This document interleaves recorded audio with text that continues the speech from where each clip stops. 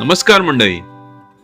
आजच्या व्हिडिओमध्ये तुम्ही अबंगूच्या ससे पालनाच्या कार्यशाळेचा पूर्ण दिवस कसा असतो हे डिटेलमध्ये पाहणार आहात. मित्रांनो, आमच्या या कार्यशाळेला खूप लांबून लांबून माणसं येत असतात.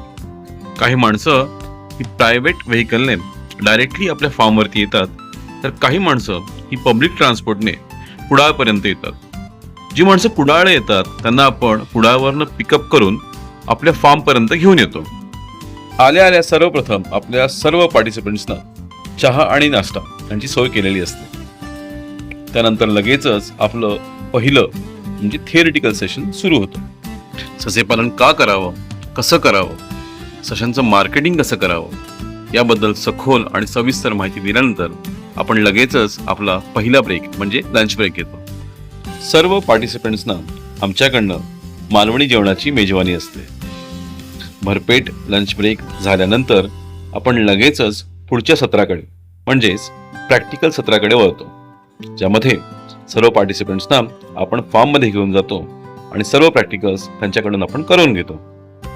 यामध्ये सशांना हाताळणे, नर आणि मादी ससा ओळखणे, आजारी सशांना औषधं देणे, गरोदर माद्यांना चेक करणे, त्यांच्या पोटातली पिल्लं मोजून दाखवणे, या सर्व गोष्टी आपण पार्टिसिपंट्सकडनं करून घेतो.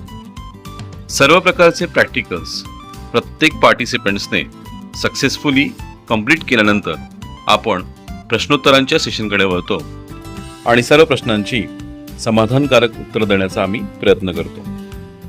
यानंतर लगेचच आपण प्रत्येक पार्टिसिपंट्सचं मनोगत जाणून घेण्याचा प्रयत्न करतो. त्यांचा आजच्या पूर्ण दिवसाचा जो अनुभव होता त्याची आम्ही नोंद घेतो आणि भविष्यात या ट्रेनिंग प्रोग्रामबद्दल जर काही सुधारणा असतील तर आम्ही त्याबद्दलही आमच्या पार्टिसिपंट्सकडनं सूचना घेतो. यानंतर लगेचच आपल्या पार्टिसिपंट्सना आपल्याकडनं संध्याकाळचा चहा आणि नाश्ता असतो आणि त्यानंतर त्यांना ससेपालन पार्टिसिपेशनचं सर्टिफिकेट दिलं जातं.